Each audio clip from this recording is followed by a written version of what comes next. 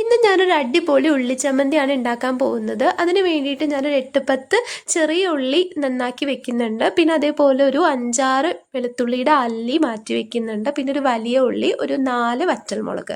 ഇനി ഒരു ഇരുമ്പ് ചട്ടി ചൂടാക്കിയിട്ട് അതിലേക്ക് ഞാൻ വെളിച്ചെണ്ണ ഒഴിച്ച് കൊടുക്കുന്നുണ്ട്. വെളിച്ചെണ്ണ ചൂടായി വരുമ്പോൾ വറ്റൽമുളക് ഇട്ട് കൊടുക്കുന്നുണ്ട്. പിന്നെ ഞാൻ അതിലേക്ക് ചെറിയ ഉള്ളി, വെളുത്തുള്ളി, പിന്നെ ആ ഒരു വലിയ ഉള്ളി ചെറുതാക്കി അരിഞ്ഞതും അതിലേക്ക് ഇട്ട് കൊടുക്കുന്നുണ്ട്. ഇനി ഞാൻ ഇതിനെ നന്നായിട്ട് വഴറ്റാണ്. കുറച്ച് ഉപ്പ് ഇട്ട് കൊടുക്കുന്നുണ്ട്. ഒരു ഗോൾഡൻ ബ്രൗൺ കളർ ആവുന്നത് വരെ ഇതിനെ നന്നായിട്ട് വഴറ്റണം കേട്ടോ. ഇനി ഇതൊരു നന്നായി വഴറ്റി ഒന്ന് കുഴഞ്ഞ് ഒരു ഗോൾഡൻ ബ്രൗൺ കളർ ആവുമ്പോൾ നമുക്കിതിനൊരു പ്ലേറ്റിലേക്ക് മാറ്റി കൊടുക്കാം. ഇനി അതിനെ നമുക്ക് തണുക്കാൻ വേണ്ടി മാറ്റി വെക്കാം. ഇനി അത് തണുത്ത് കഴിഞ്ഞാൽ നമുക്കൊരു മിക്സിയുടെ ജാർ എടുത്തിട്ട് അതിലേക്ക് മാറ്റിയിട്ട് ഇതിനെ നന്നായിട്ട് അരച്ച് കൊടുക്കുക.